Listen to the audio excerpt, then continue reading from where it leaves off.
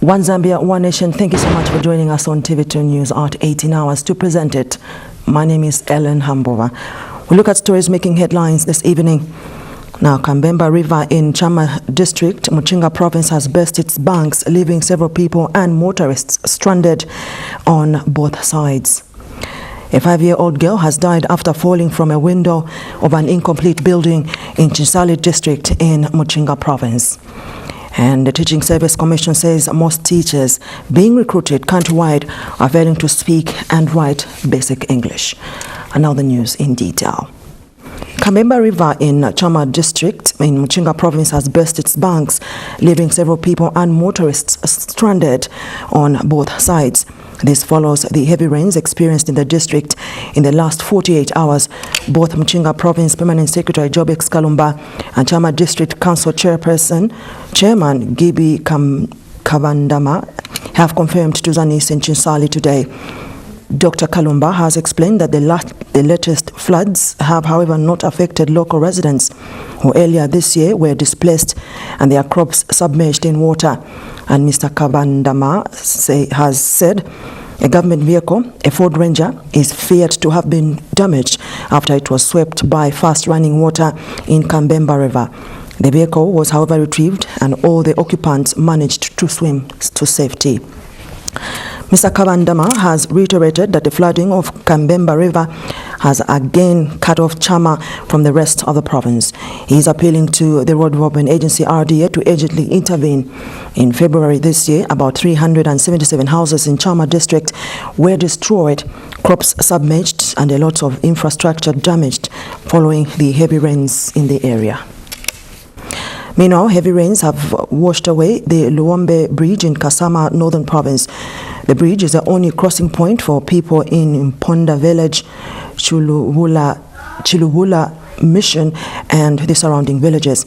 Kasama District Commissioner Kelis Kashiwa has led a team of Road Development Agency RDA officers to assess the extent of the damage to the bridge. We have details in this report. Continued heavy rains being experienced around the country have continued to leave a trail of destruction. In Kasama district of Northern Province, the heavy downpour has washed away Luombe Bridge, which is the only crossing point for the people of Mponda Village, Chilubula Mission, and surrounding areas. Kasama District Commissioner Kelly Kashiwa today led a team of Road Development Agency officers to assess the extent of the damage. They access medical services from Chilubula Mission. They access hammer mill services from Chilubula Mission, and they access some school services from Chilubula Mission. So it is a huge impact on the people of Kasama district. Luombe Bridge, which has been cut off or which has gone today, is under the Acro bridges, and the financing agreement has been done. The contractor has been selected to do the designs of the bridge. The only effect that we are going to have or the drawback is that the water levels are too high. And Area Councillor Michael Mutale expressed gratitude for the quick response by the local authorities. Meanwhile, village representative from the area had this to say on the matter.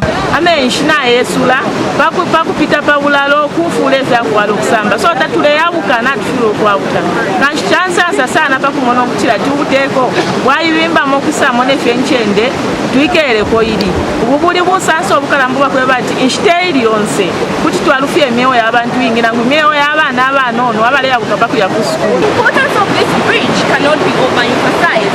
While the people of this area are waiting for a permanent solution, government is looking at possibilities of providing a port as a temporary measure to allow movements of people to resume. Winnie Mwelwa reporting for Zanis Kasama, Northern Province. Now, Gift Tembo, the mother of a teenage deaf girl who was defiled and impregnated in Lusaka's trauma compound, is still calling for justice to prevail in the case of her daughter. Ms. Tembo is asking the police to ensure that investigations into the defilement case of her daughter are expedited. She says the alleged defiler has continued to deny, adding that the family has been forced to fend for the newly born baby boy and the teenage mother all by themselves. Here's a report. I met the teenage mother today for the first time since she delivered her bouncy baby boy close to 4 months ago.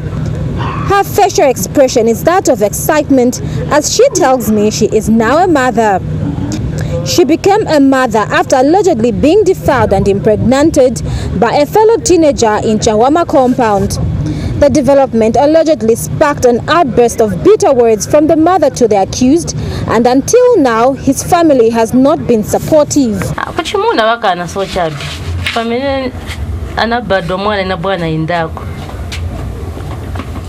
Kwendo uzoti mwana nabadwa imwe munakambati first mwana kabadwe tikaende tikapimise chani blood so hivyo kujaona ndawa niyankati nishiongani kaliko ninaganza kwa tinkani nachita chani inasira.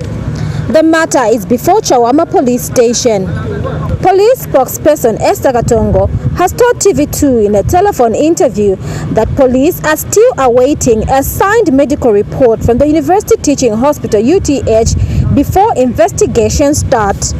She says a DNA test to determine whether the alleged defiler is truly the father of the boy can only be conducted once a medical report is available. Lusaka District Commissioner Captain Devson Mulenga has also called on police to ensure that the culprit is brought to book. Lufola Nkowani, TV2 News in Lusaka. Well, just now we take a break, and still ahead when we come back, a 5-year-old girl dies after falling from a window. Plus other stories. Keep watching TV2. Welcome back. Now, a 5-year-old girl has died after falling from a window in an incomplete building in Chinsali district in Muchinga province. Muchinga Province Police Commissioner Chola Katanga has confirmed to Zanis, saying the incident happened on Monday, April 16, 2018, around 16 hours in Mayard compound. Mr. Katanga has identified the deceased girl as Grace Kampamba Mpundu. He has explained that the girl, while she was playing with her older brother, Emmanuel Kampamba, aged 7, and another unknown child. Mr. Katanga says after falling, the girl sustained a deep cut on the upper right eye lid and was bleeding from the nose and mouth, but later died as she was being rushed to the hospital. The Minister of Health has launched the second phase of the cholera vaccine mass administration in Matero and Chipata sub-district in Lusaka. Minister of Health Chitalo Chilufya says government has additionally received more than 600,000 close doses of the cholera vaccine for the last exercise. Dr. Chilufya has explained that government first received the dose for the first numbering up to 2 million at the height of the cholera outbreak in Lusaka. The minister was speaking today in Lusaka in a speech read on his behalf by Permanent Secretary for Administration Kennedy Malama. So we are still within schedule. Yeah, even when you get one dose, there is some protectiveness. But for you to accrue the maximum protectiveness, you need to get the second dose. So we are within schedule even for this, and we encourage them to get. But remember, key message are those 5 drivers I talked about, which we need to address. Then the cholera vaccination comes in. We've seen significant reduction in the number of cases. Heroes will remain open, even when we have less than 20 number of cases admitted. We'll keep it open because it's a strategic cholera treatment center. Now, the Lusaka Sanitation Improvement Program has continued to progress. The project is being implemented in order to reduce the use of pit latrines, therefore curb waterborne disease outbreaks. Lusaka Water and Sewage Company Public Relations Officer Nshamba Mzungu says the project will soon be completed. His report. Lusaka City has in the recent past faced with sanitation crisis. Against this fact is a situation of widespread use of pit latrines in most peri-urban areas. This has contributed to disease outbreaks. In a bid to mitigate disease outbreaks, government is implementing the Lusaka Sanitation Program through the Lusaka Water and Sewage Company. A TV2 news crew has visited Kizito Primary School, Twatasha Health Post, and Chifundo Cooperative Market in George Compound. These are among facilities benefiting from this project. Since Tunamangai Market, there's also some pit latrine, but this time we have a modern toilet, a flushable one, whereby nichokondolesa maningi ku bantu wasu as a cooperative market. There is also a change of mindset among some of the beneficiaries. Napokote obusaka na kolela yonse balela daikap. Nangu tutuma lo treso tunono tukap. Kai ni shitoide na batupere isuma. So na propene bafuyo kubakea sana buno bwinu. Ngabamo no waingira mu kwangu bakirina kuchira ile kale ifuko. Pandu ngai kale ifuko kolela taya kabala ipoto kulafu afi. Kuchega ntutero la masoja tetwa soja ngabaise bitise tukirira potire ikala. Hauta chaya na. Musoja mtalipo wene kala kutaliuko kwala kalibalaxi. Na kuisoko.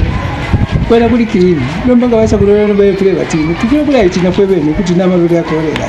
Meanwhile, Lusaka Water and Sewage Company Public Relations Officer Nshamba Muzungu is happy with the progress made so far. So we have started implementing this project and we've started with construction of public toilets in schools. We have done this in clinics and we're doing this in markets. We have made significant progress in schools and also in markets. With almost 90% complete. We should be handing over the toilets to the schools and the markets and the clinics very soon. A total of 100 public toilets are expected to be constructed in Lusaka peri-urban areas by the end of the project. Ephraim Chiluba, TV2 News in Lusaka. We take another break, and when we come back, Teaching Service Commission says most teachers recruited countrywide are failing to speak and write basic English. More stories coming in a moment. Keep watching. We continue with the news now. The Teaching Service Commission says most of the teachers being recruited countrywide are failing to speak and write basic English. Commission Chairperson Stanley Muhango says this is despite the teachers having full professional qualifications for the job. He says it is for this reason that government has revised modalities and conditions for teachers' recruitment to include aptitude tests to ascertain the communication skills of the teachers. Mr. Muhango, who was speaking today in Kitwe on the Copperbelt during the official opening of the Senior Administrators Workshop, said it is sad that some recently recruited teachers cannot speak English. And Mr. Muhango has also disclosed that more than 700 teachers in Muchinga and Rapula provinces are getting salaries outside their payroll. He says about 330 teachers in Rapula who have transferred to various parts of the country are drawing salaries from the province despite working outside the region. In other news, 300 wildlife officers will be recruited this year in order to enhance security in national parks across the country. Tourism and Arts Permanent Secretary Howard Sequela says government is also equipping the Department of National Parks and Wildlife. The Permanent Secretary was speaking when he toured the Department of National Parks and Wildlife offices in Eastern Province. Here's a report.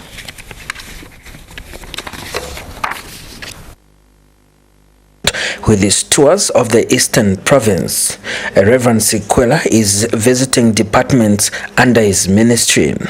He has visited the Department of National Parks and Wildlife in Chipata.